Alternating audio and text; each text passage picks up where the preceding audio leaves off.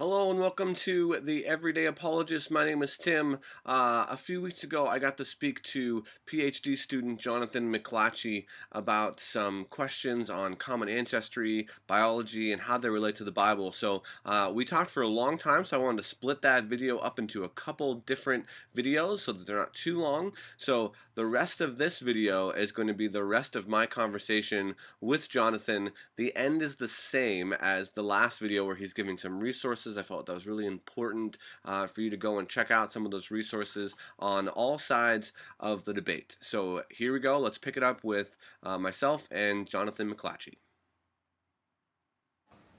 So what are maybe one or two things that you can try to give simplistically that might be that you see as an issue for common ancestry, or you know, and the idea that as I'm having a conversation with someone, I might say, well, what about this position, or what about this piece of evidence? And I feel like that might cause you to call into question that conclusion of common ancestry. So what would be one or two of those things briefly that you would point to?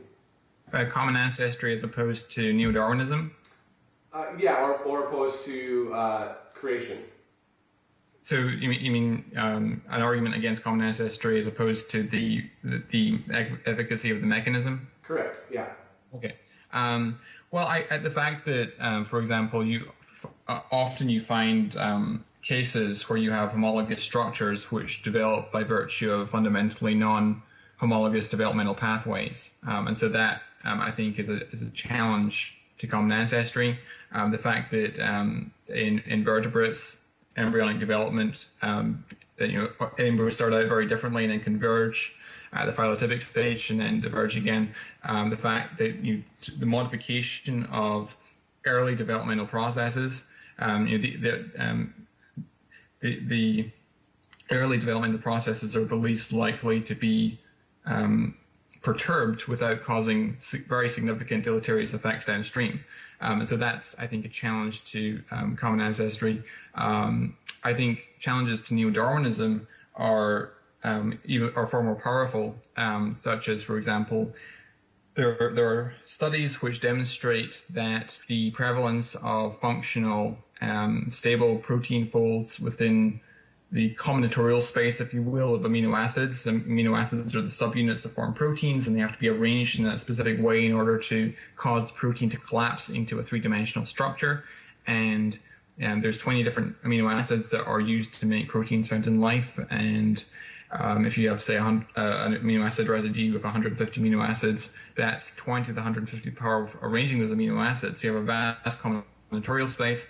And then the question is, how many of these possibilities are actually functionally significant and how many are gibberish? And it seems to me that the evidence indicates quite strongly that the prevalence of functional protein folds within combinatorial space is astronomically small.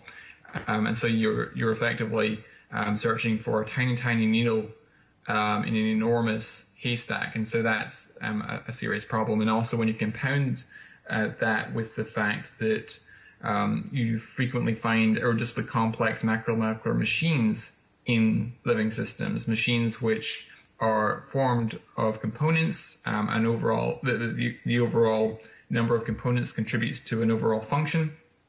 And if one of the subfunctions that's contributed by one of the subcomponents of the molecular machine is missing, then the overall function ceases to exist. And so the question is, how do you build that up by virtue of a neo-Darwinian stepwise type of pathway? And it seems to me that it's very difficult to explain.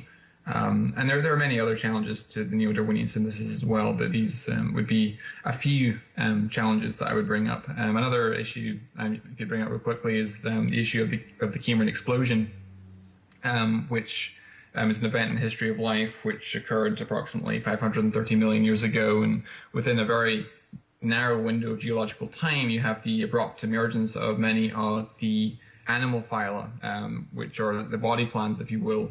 On a neo-Darwinian scenario, you would predict large-scale differences, morphological disparity, if you will, only occurring after numerous small-scale speciation events, whereas the Cambrian explosion really turns that on its head, and you see the large-scale differences morphological disparity preceding the variations on those themes over time. So that's another challenge that I would raise, I think. Okay.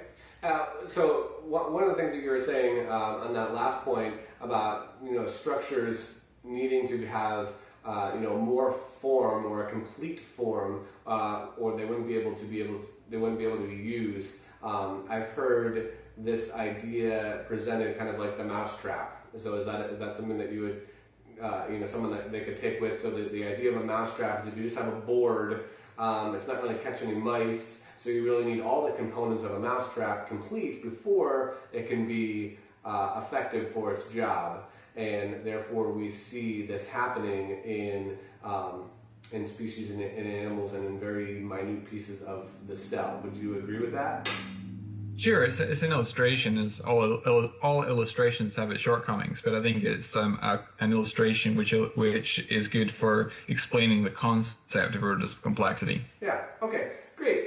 If somebody wants more information, Jonathan, about this and maybe educate themselves a little bit more on both sides of the spectrum of this, the Neo-Darwin, the old Earth creation, where would you send them? Where would be a good resource for them to further their education in this subject? Sure. I think Evolution News and Views is one of the best blog websites that covers this issue. It's evolutionnews.org. And there you can get news updates on peer-reviewed scientific papers that have come out and addressing objections that are being made and reviewing criticisms of the intelligent design arguments. So that's a great resource. I'd also recommend reading several books like Darwin's Doubt, which is a book that came out over a year ago. On the Cambrian explosion, came out about 2 years ago on the Cambrian explosion and the case that makes for intelligent design as well as against Darwinism. I'd also recommend Signature in the Cell by Stephen Meyer as well. And I'd recommend, that's on the origin of life. I'd recommend The Design of Life, which is a sort of a very good introductory level textbook, which is written by William Dembski and Jonathan Wells. You could also read Michael Behe's work, Darwin's Black Box, which is outlining the case from irreducible complexity, and also his more recent, published in 2006, The Edge of Evolution, which is tries to delineate the limitations of neo-Darwinian mechanism. I mean, there's many books that could be listed. On the other side, I'd recommend reading Jerry Coyne's Why Evolution is True. We'll give you sort of an introductory level book on the arguments for evolution.